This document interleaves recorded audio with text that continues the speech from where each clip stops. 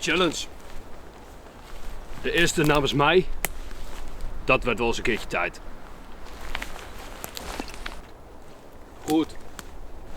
De challenge. Nou, een challenge is in mijn ogen ervoor bedoeld om je vaardigheden op de proef te stellen, te trainen. Maar het kan ook zijn om je fysiek en mentaal uit te dagen. Nou, ik heb lang nagedacht op wat voor manier ik deze challenge weg ging zetten, waarbij al deze factoren allemaal een klein beetje aan bod komen. En uiteindelijk is het de challenge Me, Myself en I uitgekomen. Voor wie is deze challenge? Voor iedereen met een gezonde fysieke gesteldheid die wil deelnemen aan deze challenge. Geheel op eigen risico uiteraard. Iedereen is welkom. Wat is de challenge? De challenge is een hike van 40 kilometer met kaart en kompas. Met daarbij een overnachting. En dit alles volgens een aantal spelregels. Waar ga je dit doen? Of je dit nu in het buitenland gaat doen of ergens bij jou in de buurt, dat laat ik aan jou over. Wanneer ga je dit doen? Ook dat laat ik geheel aan jou over. Waarom deze challenge?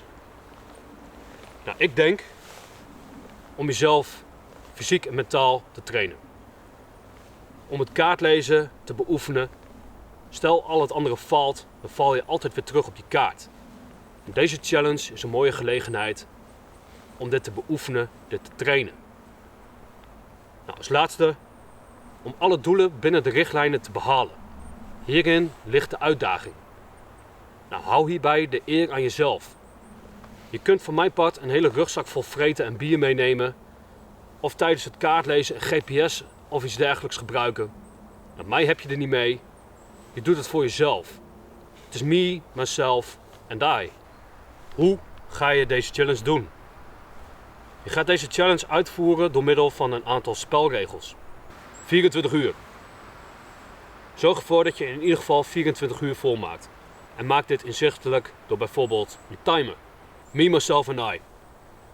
Je dient deze challenge geheel alleen en zelfstandig te volbrengen. Het is me, myself and I. Zonder vuur. Misschien gebruik je normaal wel een brandertje of een kampvuur. Maar dat is tijdens deze challenge niet toegestaan. Water. Water dien je uit de natuur te halen. Zorg ervoor dat je een methode naar keuze meebrengt, zodat je zonder vuur je water drinkbaar kunt maken. Bonus. Als cadeautje mag je van mij, voor aanvang van de challenge, eenmalig 1 thermosfles met heet water optoppen en wat instant koffie of thee meebrengen. Om tijdens deze challenge te genieten van een heerlijk bakkie. Cheers. Voedsel.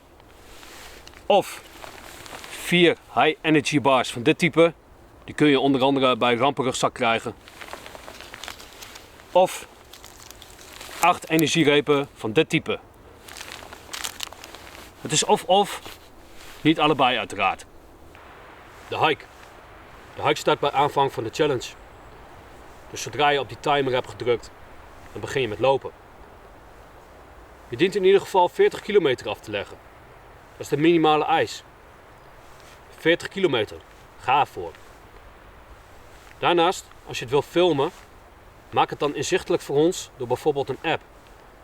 Er zijn diverse apps die je kunt gebruiken, zoals Strava bijvoorbeeld, waarbij je inzichtelijk kunt maken dat je 40 kilometer hebt gelopen.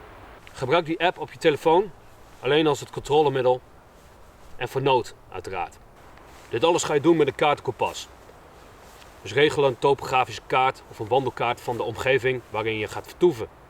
Alleen natuurgebieden of plattelandsgebieden of de combinatie van beide zijn toegestaan. Nou, dorpen en steden zijn een no-go area, dus plan daaromheen.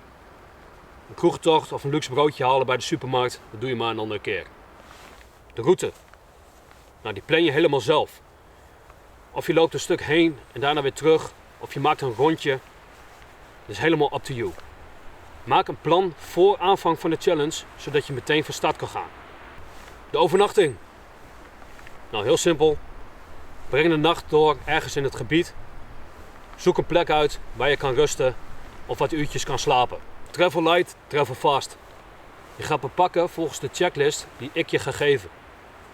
Minder mag, maar zeker niet meer dan wat op die lijst staat. De checklist kun je tevens terugvinden in de beschrijving van deze video. De checklist. Een rugzak met regenhoes. Een veldfles. Deze hoeft niet per se van metaal te zijn. Waterzuiveringsmiddelen, zodat je zonder vuur je water drinkbaar kan maken. Voedsel, wederom.